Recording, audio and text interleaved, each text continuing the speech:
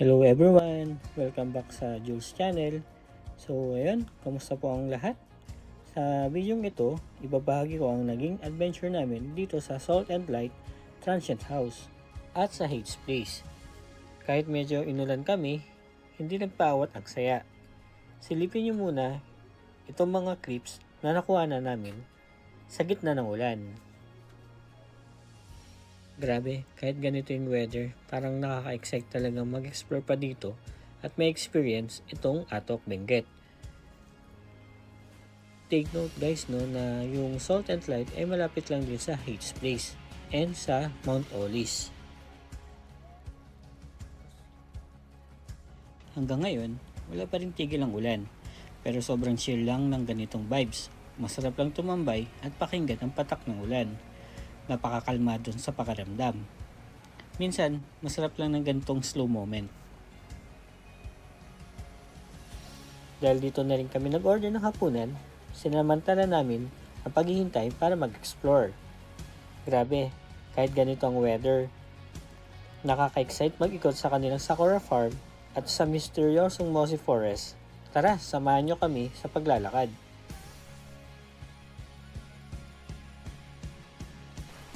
Kahit medyo maulan, hindi kami nagpatalo at sinubukan pa rin namin mag-explore. Ibang vibes at adventure talaga ito. Lalo na para kay Caleb na enjoy maglakad-lakad. Isa na namang captured memory ito para sa aming pamilya. Siyempre, ang sekreto ay tamang protection lang. Payong, jacket na may hood, at buti na lang, talagang naka-waterproof shoes ako kaya game na game sa lakaran. Grabe itong pamangkin ko. Sobrang game na game sa lakaran. Kahit umaambon at medyo madulas ang daan, hindi talaga siya nagpapaawat. Kitang-kita nag-enjoy sa adventure na ito. Iba din kasi ang energy ng mga batang ito. Iba talaga ang pakiramdam kapag namamasyal ka sa gitna ng ulan. Parang mas nagiging espesyal ang bawat sandali. Kakaibang trip ito, lalo't na talagang ako yung nilalamig na. Pinili ko talagang huwag mag-jacket dahil gusto ko talagang namhin ang sagad sa butong lamig ng atok habang umuulan. Iba rin talaga ang lamig kapag may kasamang ulan. So ngayon, patungo na tayo sa may Mossy Forest. Grabe, ang ganda ng view kahit maulan. Iba talagang ambience kapag ganito. Pero syempre, exciting din makita ito kapag maaraw naman. Kaya for sure, babalik kami rito para maranasan naman ang ibang timpla ng ganda ng lugar na ito. So don't forget na isama ang Hades Place sa inyong Atok checklist. Napakalawak ng farm nila dito. Iba talaga ang timpla ng paligid kapag sinasama ng ulan. Habang nag-explore tayo, ang bawat patak ay tila musika na nagbibigay ng bagong buhay sa mga kapaligiran ng Atok. Nakaka-excite na nakaka-relax. Isang karanasang siguradong tatatak at magiging memorable. Sa gitna ng ginaw at ulan, dito natin makikita ang ibang point of view ng Atok. Ang gaganda ng mga tanim nila rito.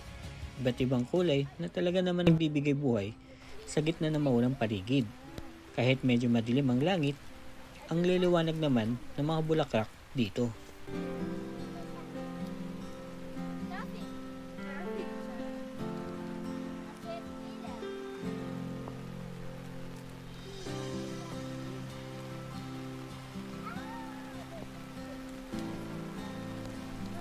Napaka-accessible ng mga transient house dito, tulad ng Salt and Light at Hades. Marami rin options sa paligid na malapit lang sa Mount Olis, kaya less travel time at more time para mag-explore.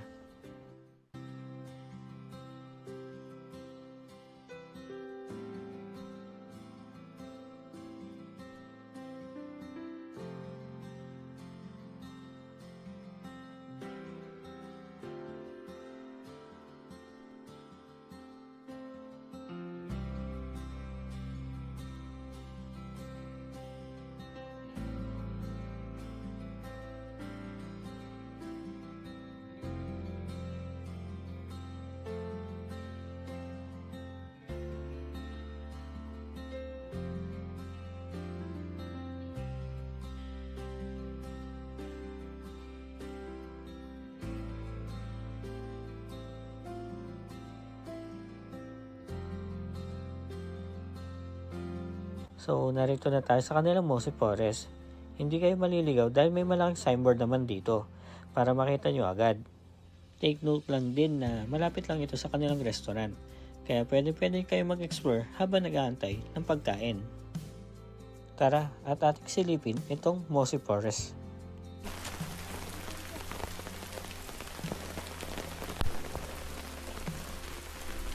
Hindi, madulas ha. Kaya mo eh. Kaya hindi kayo nakagit. Hindi, madulas nga. Ano na kayo? Hindi, madulas ha. Hindi, madulas sa kilid. Quick tour lang kami rito sa Mosi Forest. Ingat lang din kayo sa pag-akyat baba dahil medyo madulas ang mga kahoy na hagdan kapag basa. Dahil padilim na rin at hindi na masyadong clear ang shots, tara na muna sa restaurant para mag-relax.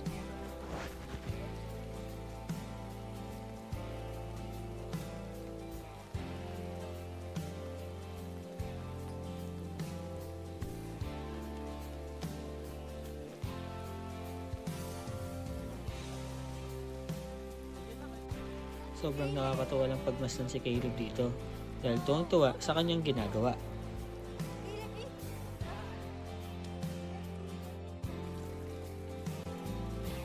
Iba talaga ang dating ng kalangitan kapag nagsama-samang iba't ibang kulay. Napaka-relaxing pagmasdan, lalo na't damang-dama mo ang lamig ng simoy ng hangin sa paligid. Isa to sa mga moment na talagang nakakamangha. Fresh at organic, sinigang, fried chicken, chop suey at tortang talong para sa aming dinner. Sulit ang pagkain dito, lalo na sa ganda ng kanilang province-style ambience. Thanks God! So, after dinner, balik na kami rito sa Salt and Light. Thank God, dahil huminto na ang ulan. Pero ang lamig naman ay sagad sa buto. Mahirap mag-stay sa labas ng matagal dahil sa sobrang ginaw. Ginhawa na lang talaga makapasok na sa loob. Pero ito yung mga shots namin sa gabi. Marami rin silang tambayan para sa mga guests. Kaya hanap lang kayo ng pwesto nyo. Sobrang ganda rin ang kanilang mga pailaw dito. Nakadagdag ganda sa ambience. So ayun, quick look lang sa daan papuntang registration para sa environmental fee. Dahil hindi na rin kami nakakuha kahapon or kagabi, gawa ng malakas na ulan, gumising na lang kami ng maaga para kumuha ng environmental fee. Take note na open na sila ng 5 AM, kaya maaga pa lang ay tumungo na kami. So napansin din namin na dito pa lang marami na rin paakot ng mga sasakyan para magtungo sa Mount Oris. Bali-balita kasi at this time na marami na talaga mga turista ang nakapila sa Mount Oris. Kaya talagang pinagahan din namin and sana makaabot na kami. Salamat sa mga nag-vlog dito dahil talagang sumikat at sumigla ang turismo rito sa Atok. Enjoy the view and the ride guys. Take note na napakalamig pa rin.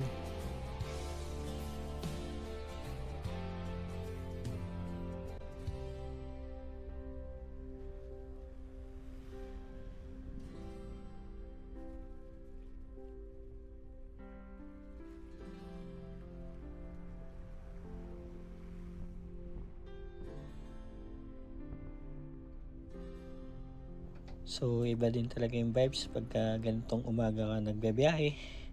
Chill ride lang muna. And literal na chill kasi napakalamig talaga dito. Ang ganda lang din talaga magbiyahe ng ganitong oras. Wala kang mga kasabayang truck na overtaken mo. And kitang-kita nyo naman guys na maliwanag din yung kanilang daanan dito. May mga street lights. And eto na nga, may Mr. Donut din pala dito. So, pwede din kayong bumili dyan, magkape. Tamang-tama, para kung maaga kayong dumating, pwede kayong tumambay dito at magkape.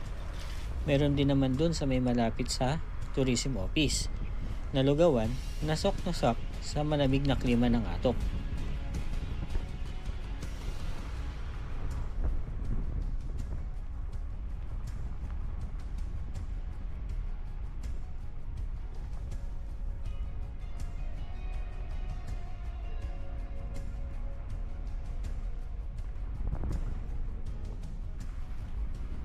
At heto na nga, malapit na rin tayo sa tourism office at kitang-kita nyo na rin na marami na rin turista na parating dito. So ayun, na kaunti pa lang yung tao, kaya mabilis kami natapos mag-register. So ayun, hanggang dito na muna ang ating video for today guys. Maraming salamat sa pagsama sa aming maulang adventure dito sa Atok. Sana ay nagustuhan nyo ang video na ito at nakapagbigay ng kaunting kaalaman. Maraming salamat sa suporta sa Jules Channel. Please don't forget to like, share, and subscribe to my channel for more travel and adventures with my family. Kita-kits sa susunod na vlog. Ingat palagi and God bless us all.